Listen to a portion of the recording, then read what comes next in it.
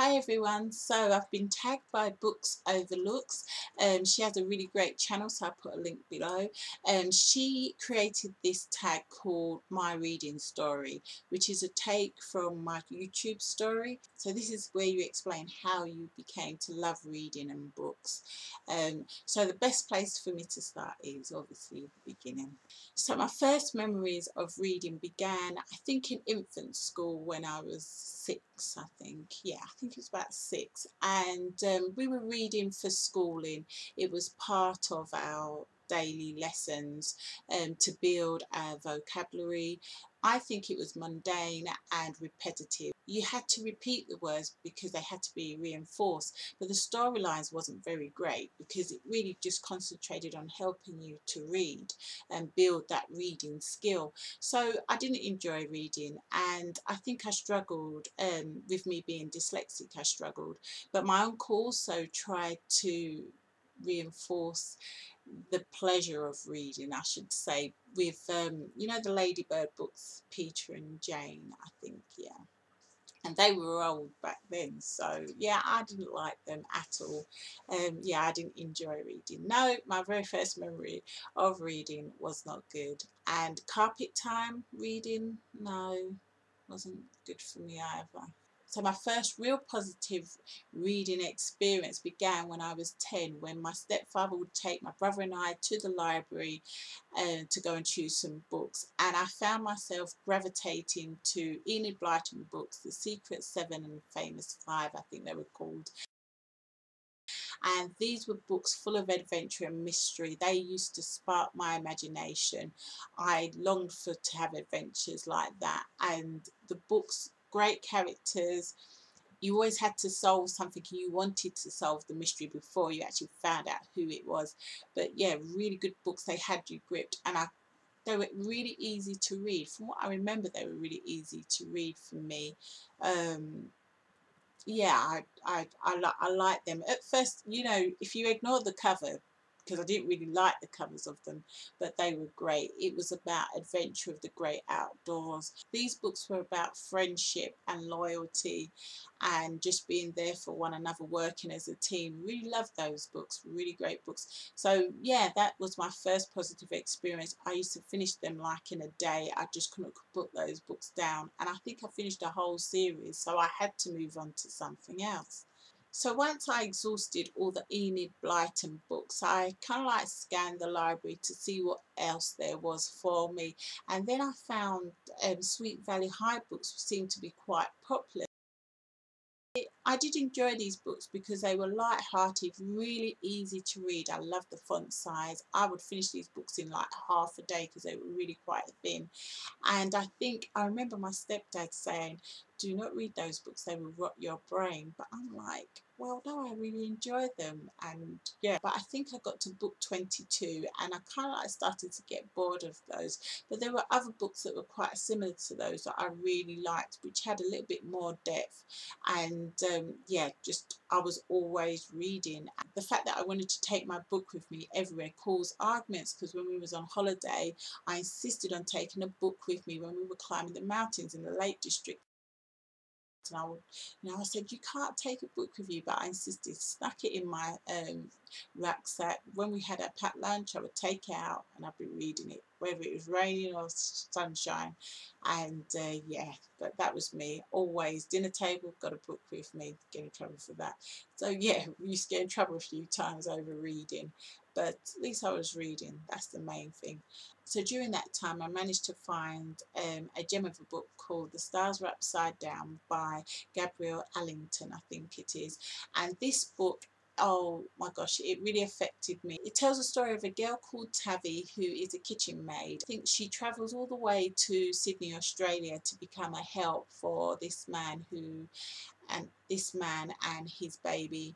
And it is a heartwarming story, but I think I cried like for 2 weeks. It really affected me, and that's when I found out I was quite a sensitive child. It's the first book that ever made me cry, and I think after that it really kind of like changed kind of like the way I wanted to read. This isn't the actual copy that I had when I was young. It was a library book, and it was thicker than this actually, and it was a different cover, and I think I read it twice and I kept renewing it because I loved the book so much. But I cried. Yeah, first book that made me cry. I had to hunt high and low for this book. I think I found this book on Amazon.com, and I'm so glad I finally found it. It was my uncle that helped me find this, so I'm really grateful for that. But I'm really looking forward to reading this to see if it still has that same effect on me now that I'm older. So yeah. So after reading Stars Were Upside Down, I didn't really know what other books that I could read because we didn't have YouTube, so it's not like we got ideas of other books to read. And there wasn't really much that was grabbing my attention in the library. But so for Christmas, my parents decided to buy me a fantasy book, and I think it was Red Wool by Brian Jackson. I'm not quite sure if that's right, but I'll put a picture up. And after reading that, I really enjoyed those books, and so I moved on to reading The Dragon Bone Chair by Tad Williams, I think, that series, and I really loved that book. And that was it. I really loved fantasy from that point on. But I wasn't reading as much as I used to. I think I just stopped reading. I think I stopped reading for like 10 years, if not more.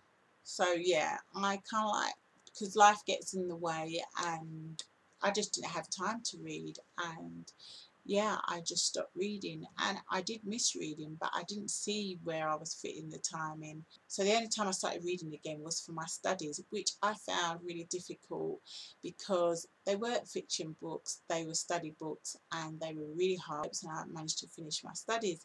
But yeah, that was reading for necessity. I think studying really changed the way that changed my outlook on reading.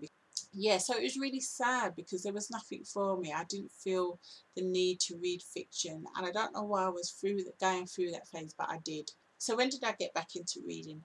Well, it started off at work when I saw everybody reading the Twilight books. At the time I didn't know it was Twilight books, but I just saw this black book with an apple. They were insisting that I read these books, so I thought, why not? I'll buy this for my daughter for her birthday. So I gave it to her on her birthday, and I didn't see her for a week.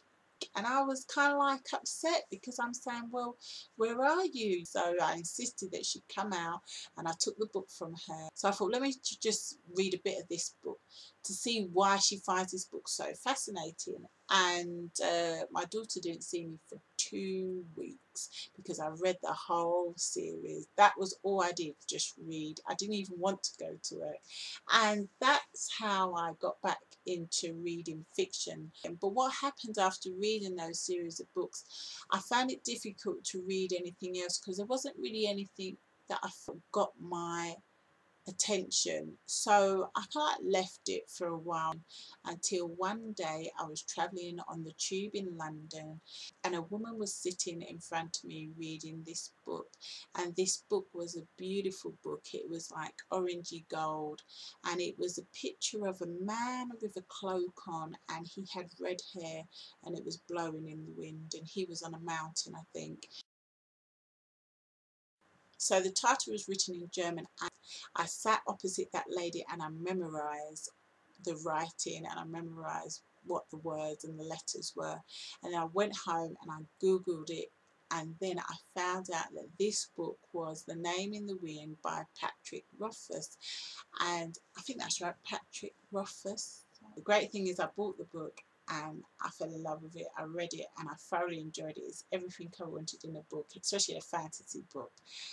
And yeah, I never looked back. That was it for me. That was, wow. Fantasy will always be my first love because it brought me back. Yeah, I'm so glad that that woman sat in front of me because it just brought back the love of reading. And then I found more and more books.